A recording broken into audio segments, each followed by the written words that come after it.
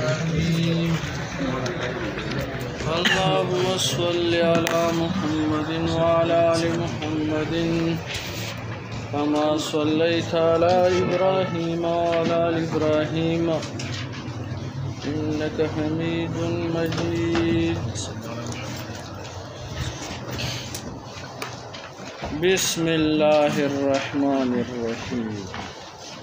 کلمه د جلال د بل تحقیق داده چې دا مفهوم کلی دی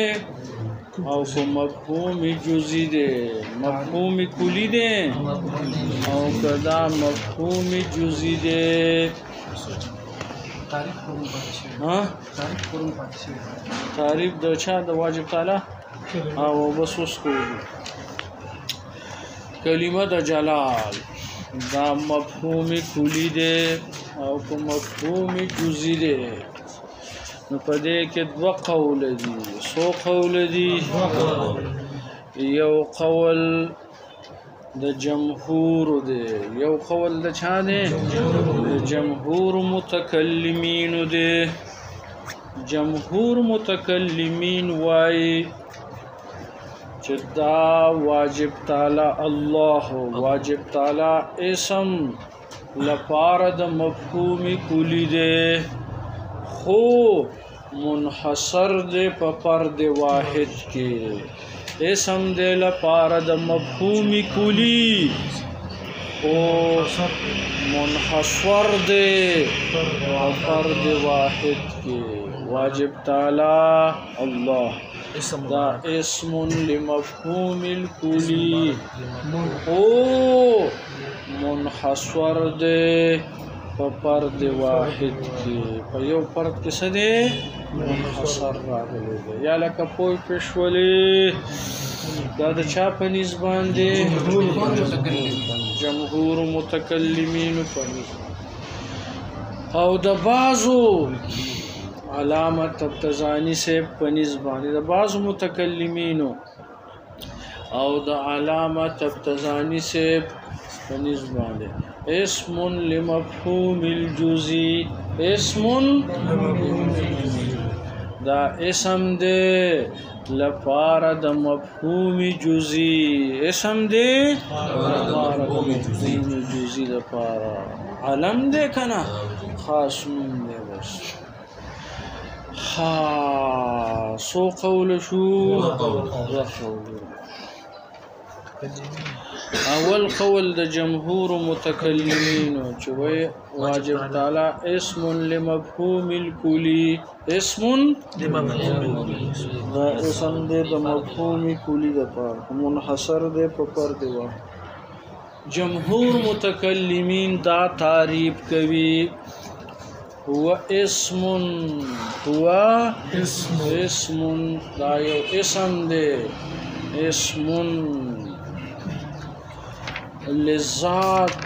الواجب الوجود المستجمع لجميع الصفات الكمالية المنزه عن جميع النقصانات والزوال هو علم هو اسم مفهوم کلی ہے کنا هو اسم دا یو اسم دی دا یو اسم دی لپاره د مفهوم کلی هو اسم للذات دا اسم دی د چا د لپاره للذات د ذات لپاره الواجب الوجود چې واجب دی وجود المستجمع چې جمع کوونکی دی لجميع الصفات الكماليه د ټول صفات کمالیه او د فاره د ټول صفات المنزه عن جميع النقصانات والزوال او منزه دي د ټول نقصانات والزوال او د زائل کېدل نه ختم کېدل یا لکه پوي پښولې نو اسم دی نو اسم که په عموم ډیرو ته شاملېږي کنه کلی دی کنه څه ده خبره او چې دا وروسته څومره صفات ذکر شوي دي دغه اسم صرف په یو واجب تعالی کې منحصر دی بل فرد موجود نشتا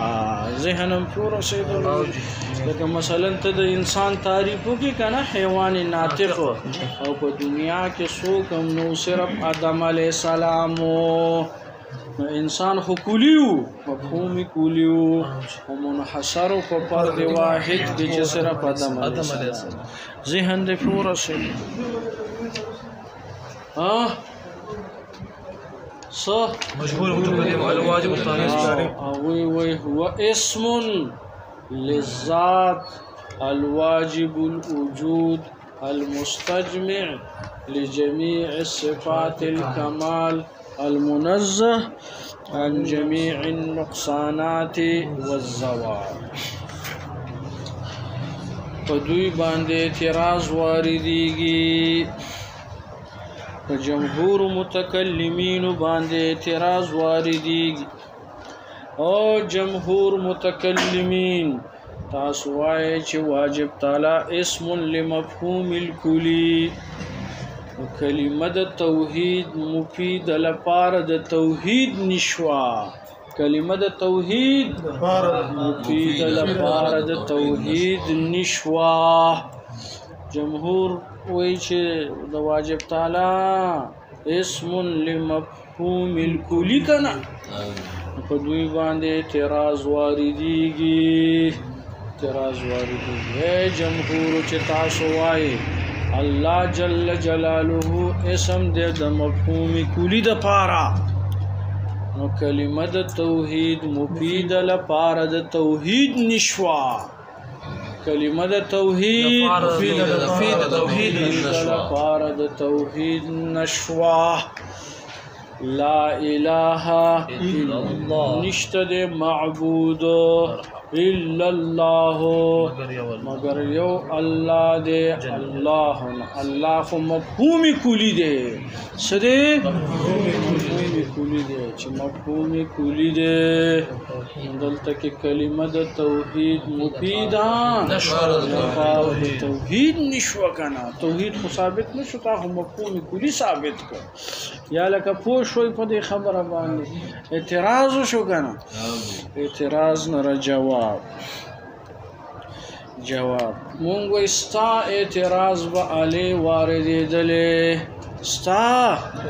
اعتراض به علی واردېدلی که چېرته دلته کې دا مفهوم کلی منحصر په فرد واحد کې نه وي دا مفهوم کلی منحصر په فرد واحد کې نه وي دلته کې دا مفهوم کلی دا منحصر دی فرد واحد کې په یو فرد کې چې هغه صرف دا واجب تعالی دی ذهن دې پوره رسېدلی دا یو جواب دویم نمبر جواب مونږ وایي دلته کې دا توحید چې ثابت دی دا د دلایل اخرنا توحید ثابت دی چې هغه الهکم اله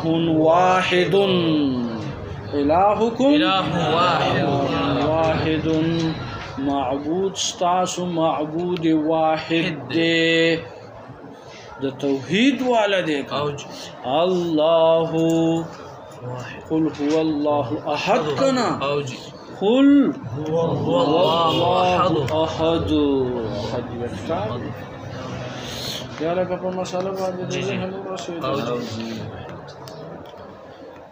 خیر دا غیر رسېدلی سدی دویم جواب دا دی چې دا توحید ثابت دی د دلایل اخرنا چې هغه الهکم اله واحد او یا لکه هم دغه رنګ قل هو الله احد الله احد یکتا دی په تحقیق د مقام کې وایا چې لا اله الا الله کې د الہونا لا اله الا الله لا اله کې الہ دي کنه لا اله د الہنا لا اله الا الله معترض اعتراض چې د الہونا لا اله د دین الہی مطلقه اخلي الہی حق اخلي الہی باطل اخلي درې وړه شق باطل دي درې وړه شق باطل دي لا اله الا الله نو وایا چې معترض اعتراض چې تدا استثناء د الہی مطلقون کې او کو د الہی حقون کې او کو د الہی باطلون کې درې وړه استثناء الا الله کا او دغه مخ کې لا اله دغه نه الہی مطلقه الہی حق اخلی او کو الہی باطل اخلی درې وړه شقا باطل دی درې وړه شقا سدي باطل یا لکه په سوچ خو برابر دی کنه هیڅ په زیارت ورځ ده کنه جمعې ها مبارک شپه ده او کنه ظاهره خو وغړېدو ذهن دې په ورسېدلو سپارنګ هم کړی ها کینا کنه سپارنګ هم رنګ د څه په ورځ کې بس په زړه سره کېږي ها مخې د کال کې نه کړ ها مخې د کال کې نه کړ سره راځي خیر راځي په تحقیق د مقام کې وایي چې لا اله الا الله استثناء د الہی قونه کې خود حق قونه کې او درې وړه شق سدي باطل دي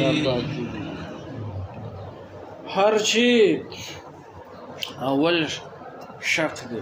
چې لا اله مطلق الہ نشتا مگر یو الله دی لکه مطلق الہ نشته الہ خوشته دی ذهن دی پورا سیدل مطلق الہ کې الله جل جلاله واجب تعالی شته دی کنه لکه د مطلق الہ او نفیمسا صحیح نه او کو الہانا الہی حق اخلی چې الہی حق نشتا بهم استثناء صحیح نه استثناء من نفسه راضی کنه استثناء من نفسه راضی نشته د زید مگر زید لا زید الا زید کنه لکه الہی حقا نشي او یا لك الہی باطلون چې لا اله نشته دی الہی باطلا لك الہی باطلا خوشته دی لات لعنات عزا شي په خبره خوشته دی او کرونو خدایان بوتانو ځان د پاره مقرر کړي هلکه پوی پښولې زیشان ماشومه پښوي کپی نشولې خاجي د دین را جواب موږ استای اعتراض به علی واردل کدا الا للاستثناء دا الا للاستثناء دا الا صفتیه دا نه دا غیر سره دا الا صفتیه دا فمانه د سره دا غیر سره دا فمانه د غیر سره دا الا صفتیه دا فمانه د غیر سره دا الا صفتیه دا فمانه د غیر سره دا استثناء د استثناء اعتراض دی نو لا اله نشته معبود غیر د الله داشتا یو ذهن د فور سیدل دا یو جواب شو دویم نمبر جواب دا دی چې لا اله نشته د مطلق الہ په ضمن د باطلو کې نشته د مطلق الہ په ضمن د الہ په ضمن د باطلو کې نشتا الا الله مگر یو الله دې چې هغه حق دې او حق واجب تعالی صحیح شول دا دویم جواب شو دریم نمبر جواب ویم چې لا اله نشته معبودان باطلا معبودان باطلا اخلم معبودان باطلا اخلم معبودان باطلا نشتا الا الله مگر یو الله او کوته چې معبودان باطل دي نو مونږ وای دا په زعم د مشرکین کې دي نه په عقیده د مسلمانانو کې نه په عقیده د عباد الصالحین د عباد الصالحین په عقیده کې نشته دا باطل دي زعم د مشرکین دا غړول خدایان دي نه پیش په خبره مخلوق دي او دي دغه په زعم د مشرکین کې دی هغه وته زعم باطل ګمان ته وایي یا لکه پوښ په خبره دریم جواب دادی چې زه د الہونه کم الہ اخلم زه د الہونه الہی باطل اخلم لا اله معبودان باطل نشتا الا الله مگر یو الله حق شته دی ذهن د ټول سره دا به کومه استثناء ده دا استثناء منقطع ده مستثناء منقطع ها او دي استثناء مستثنى منه د جنس ها تعریف څه دی څه شي نو دا مستثناء دا مستثنى منه د جنس نه مستثنى د جنس د مستثنى منه نه دی السلام علیکم مفتی صاحب او وعلیکم السلام لګروسو درنګ کوم یو کلاس شروع دی یو 10 منټه پس خاجي خاجي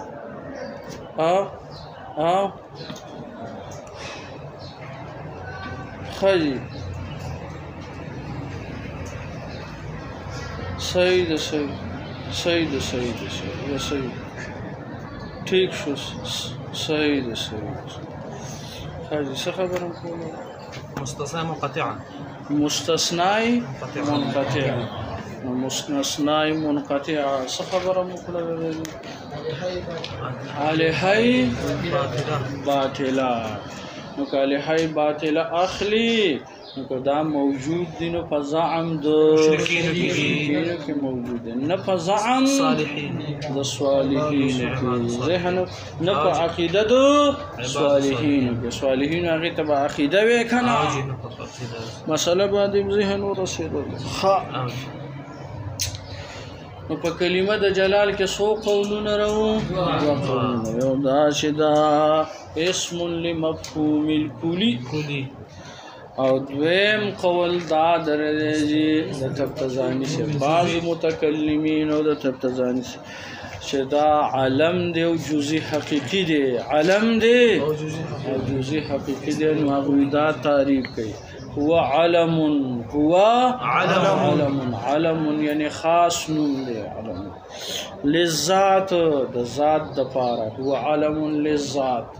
الواجب الوجود چې واجب دی وجود المستجمع لجميع الصفات الكمال چې جمع کون کې د ټول صفات کمالیه او د پاره المنزه عن جميع النقصانات والزوال ومنزه د ټول جميع النقصانات والزوال د ذلك دلنا مالک چې هو علم علمونه د اول الوحلت نه دلالت پدې باندې او کو چې یو واحد ذات دی سدی یو واحد ذات دی لا شریک ذات دی ذهنم پورا